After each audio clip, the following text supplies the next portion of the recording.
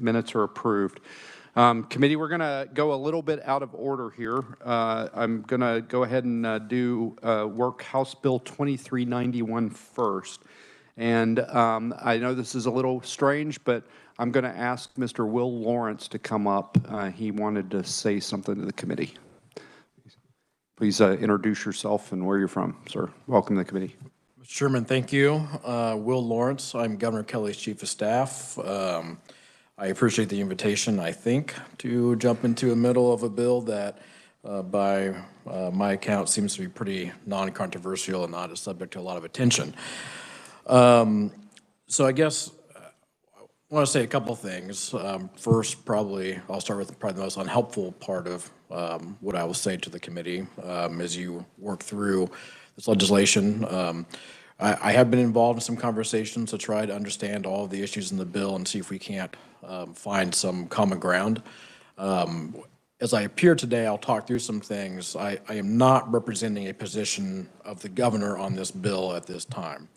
I'm hopeful that we might be able to get to that place, but as you know, legislation often has a very long journey between the first house, the second house, and the governor's desk if it gets there.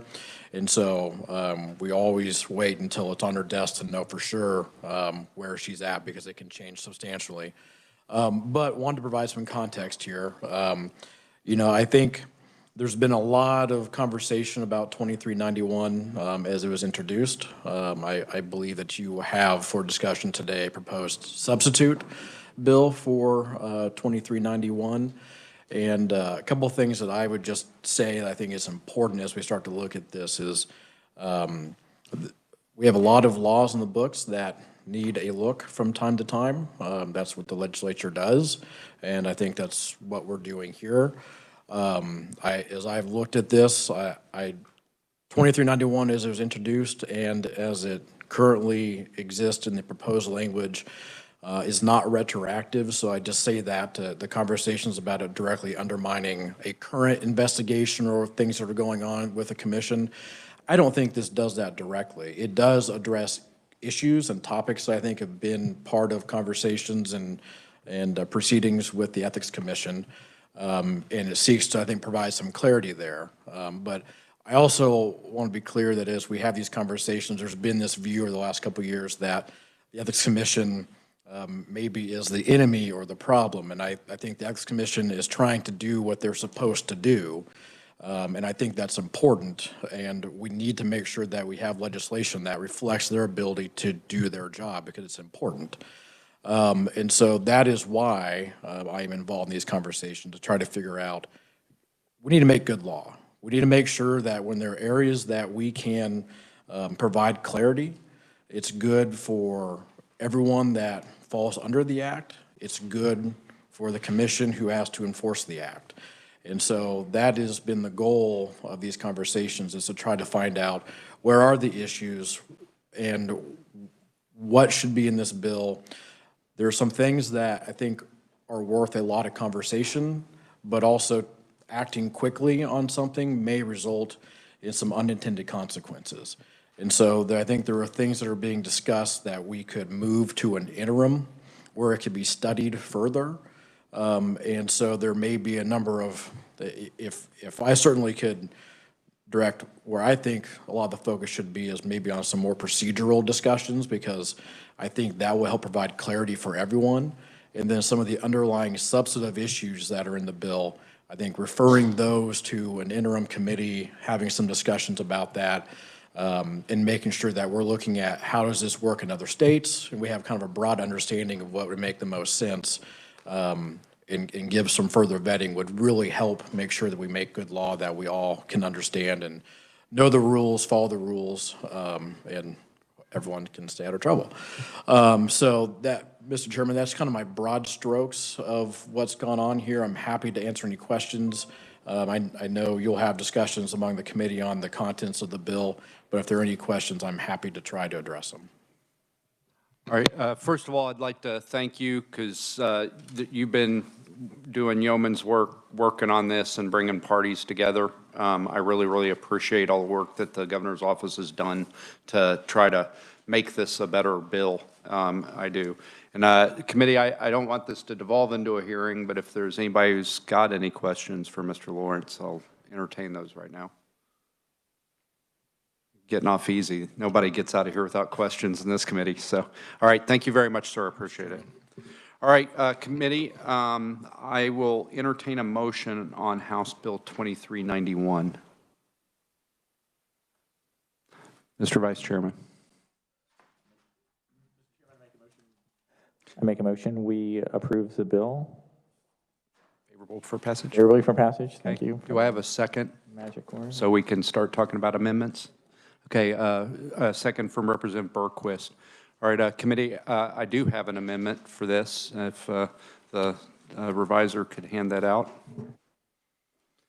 Okay, so while he's handing that out, the committee assistant yesterday sent out an email for me with a spreadsheet that shows the changes that are in this version from our previous version that we passed out.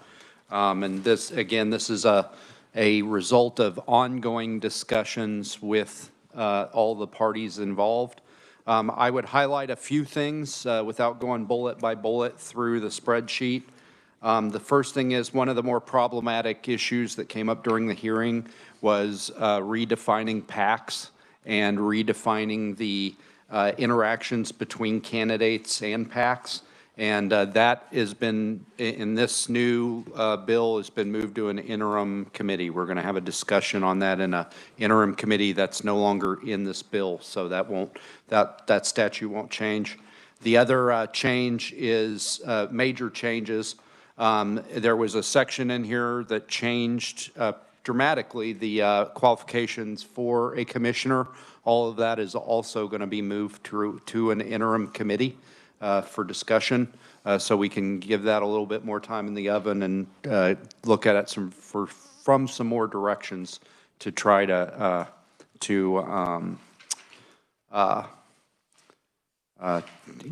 make better law. And then finally, in the bill, as it passed out of this committee the first time, the Ethics Commission would have to go to a judge to demonstrate reasonable suspicion or probable cause in order to get a subpoena. That's still in the bill, but what this does change, this amendment, is that instead of a 3/4 vote of the commission, which is what the current statute says, it's only a 2/3 majority, which I think is like one commissioner. So, that change is in here as well. And so with that, I would make a motion that we amend House Bill 2391. Do I have a second? Okay, second from Representative Underhill. Is there any discussion on the amendment? Mr. Minority Leader. Thank you, Mr. Chairman. Following up on the remarks we heard from the governor's office, or from Mr. Lawrence,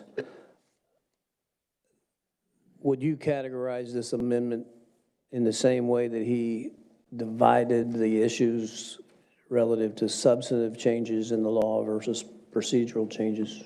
Would that be a fair description of this amendment, is that we're not trying to address substantive issues, but merely procedural issues? I think that that's fair. We're trying to kind of make the due process in the procedures of the commission more robust. And coincidentally, the other elections committee I attended this year, we had this bill up for hearing, and I know there were some rigorous objections by the Ethics Commission. Would it be fair to ask if they have an opinion of the amendment, or have they even seen it? They have, and the executive director sent out an email to all the committee members. I don't think he knew you were going to be one of them, but he sent out an email to all the committee members with his observations on the current state of the bill, and I believe he remains opposed.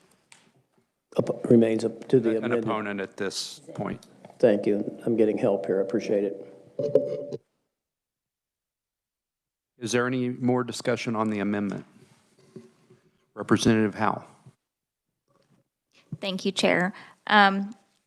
Could you or someone else, whoever is appropriate, explain to me what the makeup of the interim committee would be?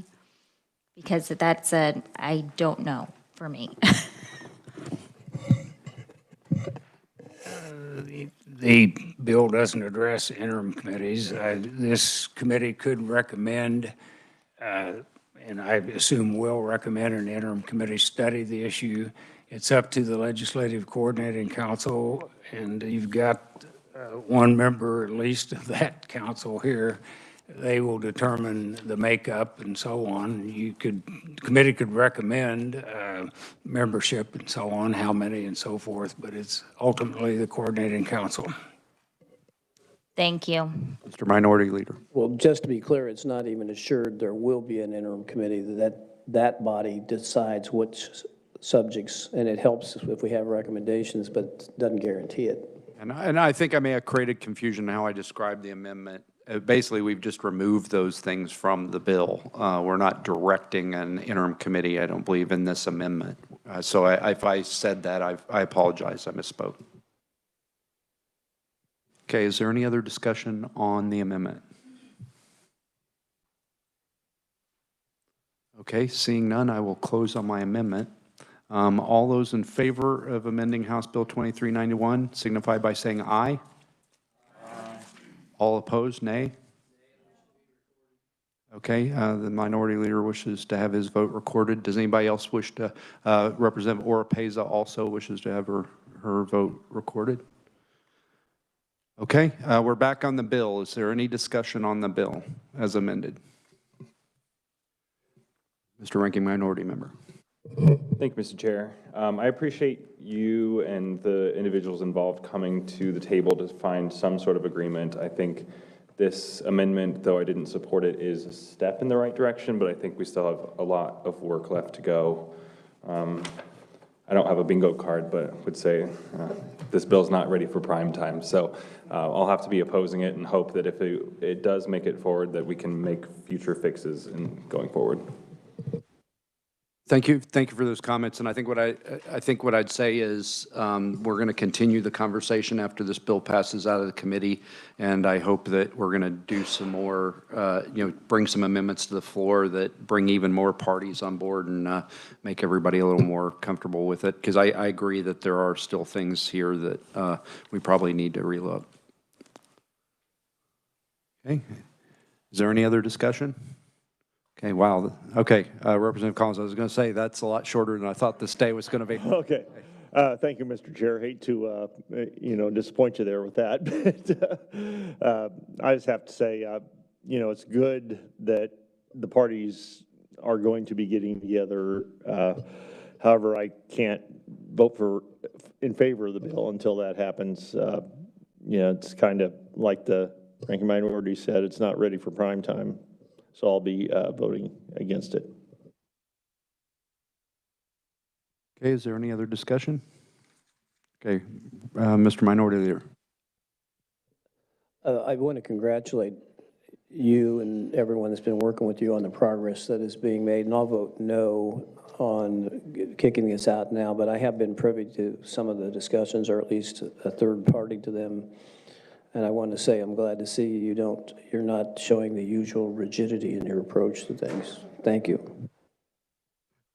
I'd like to let the ranking minority, or the minority leader know that I've missed him on this committee this year. I really have. Is there any other discussion on House Bill 2391? Representative Hoagland. So if it's not ready, why are we rushing to a vote? So I think that the bill is good law. I think that there are more changes that we might make in order to bring more folks on board and compromise. But I think the bill as it's written now is good law if we were to pass it. I would like to have more support rather than less support, because whenever we can get more people in the conversation, better. So I don't think it's a bad bill. I think it's a good bill. I think it's a good law, and that's why I'll be voting for it. But that's a good question. Thank you. Representative Berquist. Yes, thank you. The reason I'm voting for it is because the portions that are in question have been removed. So all the bill that's still there is good. I believe it's good. That's why I support it. Thank you. Okay, is there any other discussion on House Bill 2391? Okay, seeing none. Mr. Vice Chairman, would you like to renew your motion as amended? Yes, I'd like to move that we pass out House Bill, substitute for House Bill 2391 favorably as amended. Okay, and Representative Berquist renews his second. You've heard the motion. All those in favor signify by saying aye. Aye. All those opposed, nay. All right, the ayes appear to have it. The minority leader would like to have his vote recorded. Would anybody else? Representative Hoagland, Representative Woodard, and Representative Oropeza would all like to have their noes recorded. Okay. Thank you, committee. I appreciate your patience on doing that bill again, but I think we've got a better bill now. So I'm gonna go in reverse order because I think the 209 is probably going to be the most contentious, and I don't want to miss doing Senate Bill 221 because we run out of time. So I'm going to move to Senate Bill 221. Mr. Revisor, would you like to give us a quick rundown and remind us what that is? I forgot to do that for 2391, but you just have to read the paper to know what that one's about. So.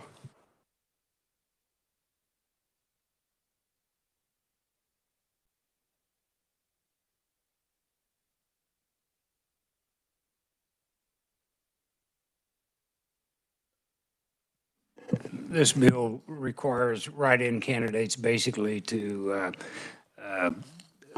file an affidavit either with the Secretary of State or with the county election office, depending on which office you're dealing with. And currently, the offices of governor, lieutenant governor, president, vice president, and statewide basis have to do this. And this would include the House of Representatives, State Senate, State Board of Education, any city of the first class, magistrate judges, district attorneys, district judges, and so on. And the time frame is a little bit different for them than the folks that are in current law. It's the second Monday before noon preceding the general election, and this would provide between 30 days and 21 days prior to the election. Okay, are there any questions for the revisor? Okay, seeing none, I'll entertain a motion on Senate Bill 221.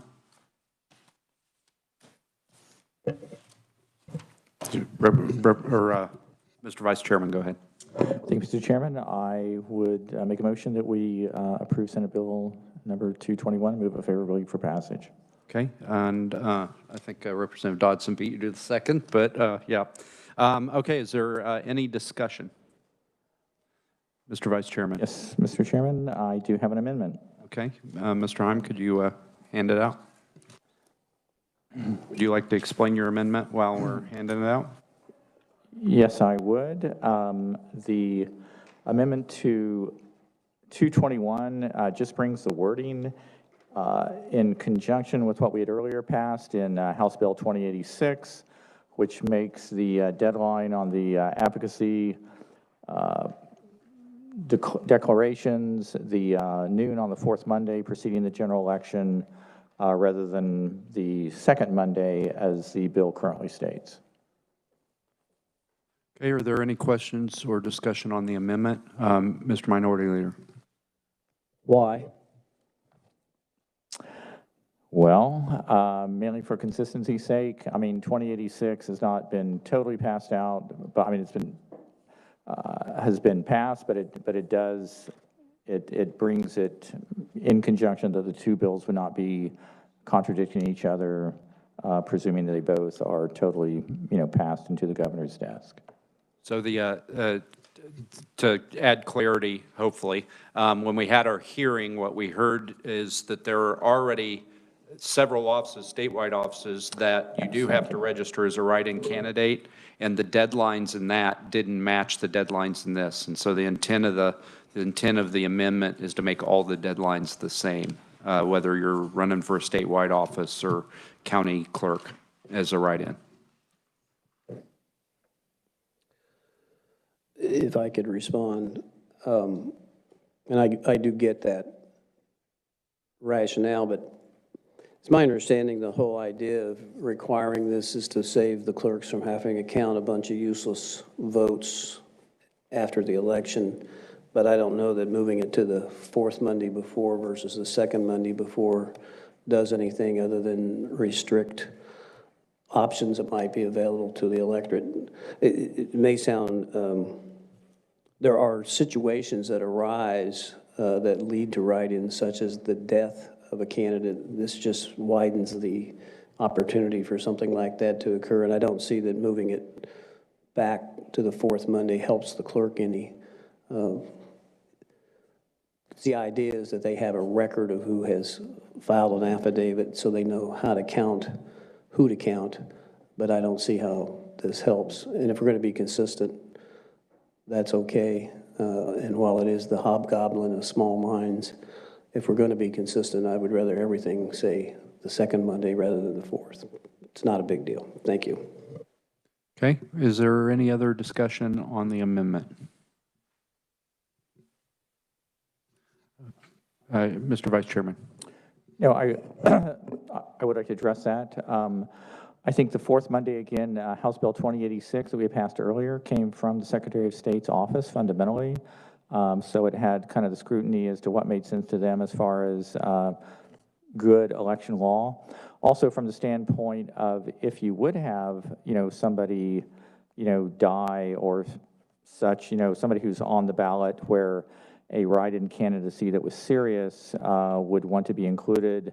To have an earlier deadline means you're going to have a couple-week gap before, where you could be stuck in limbo, where having it just strictly 8 days before the election helps ensure that that potential for a gap is reduced. And so in that sense, I think it makes sense.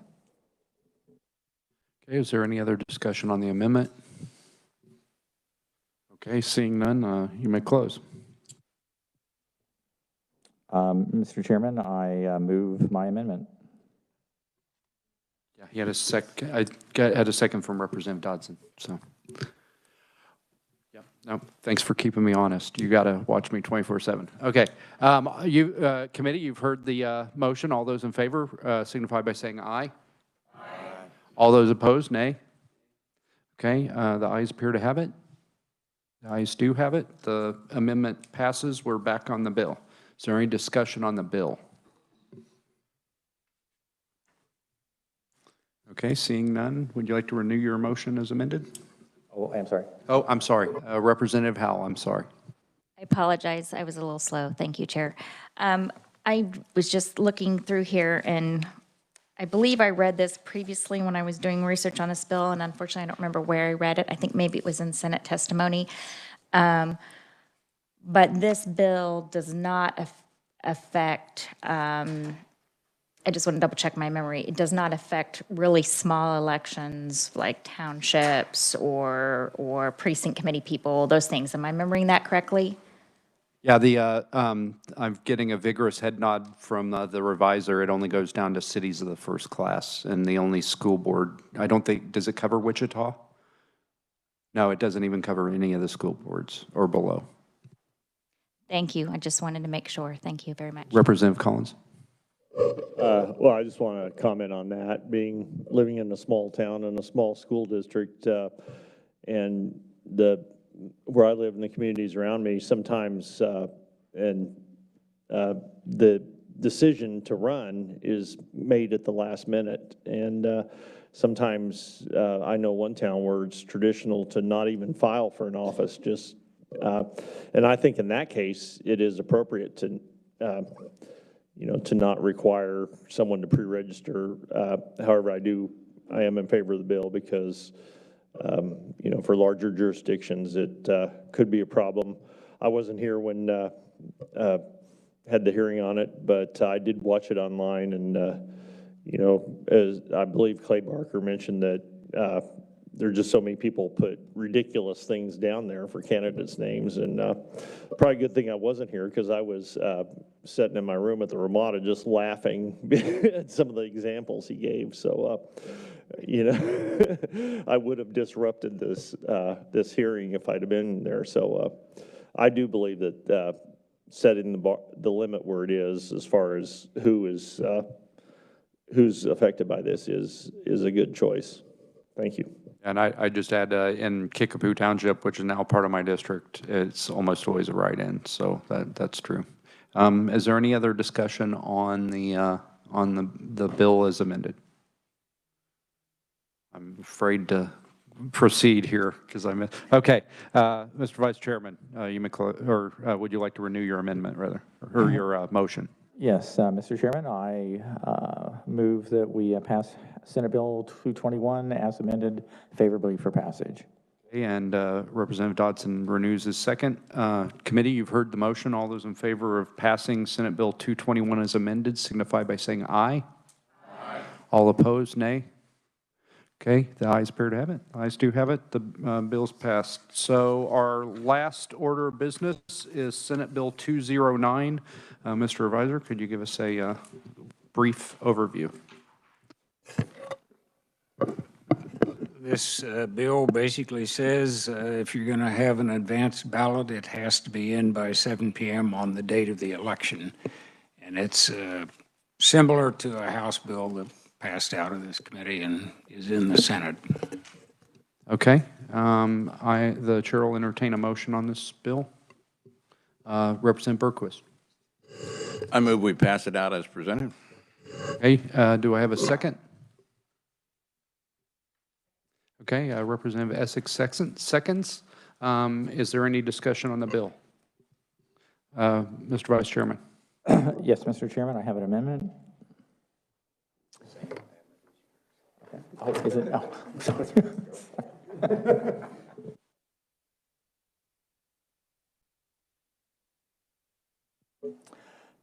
No, basically the amendment actually was our ranking minorities amendment to House Bill 2056, which we approved. And so this would bring Senate Bill 209 to read like House Bill 2056 did as amended. Which adds the words, the satellite election office and the county-maintained election drop box. Okay. Representative Underhill has indicated he will second the motion to amend. Is there any discussion on the amendment?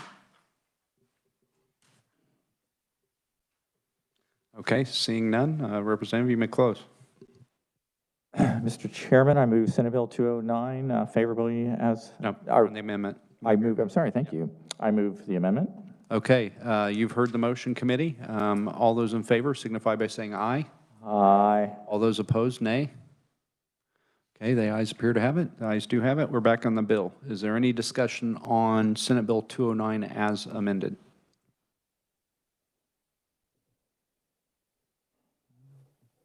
Okay, seeing none. Would you like to renew your motion? Yes, I would. Mr. Chairman, I would like to move Senate Bill 209 for passage favorably as amended. Okay, and Representative Underhill, will you renew your second? Okay, he renews a second. Okay, all those in favor signify by saying aye. Aye. All those opposed, nay? Okay, the ayes appear to have it. The minority leader has indicated he'd like his vote recorded, as would Representative Hoagland, Representative Oropeza, and the ranking minority member. Okay, Representative Berquist. I think I just want the record to show that I made the motion to pass the bill. Oh, I apologize. Sorry, I'm very sorry. Yeah, I get mixed up. I got him. I'm sorry. I apologize. That was my fault. I'll do the push-up. Okay. Is there anything else for the good of the order? That's the end of the business we've got for today. Okay, so committee, tomorrow we're going to be back in here to continue the hearing on, I'm sorry, Thursday, not tomorrow, sorry. Thursday, we're going to be back in here to continue the hearing on House Bill 2312. So come with questions, and thank you for your attention and for your patience today. We're adjourned.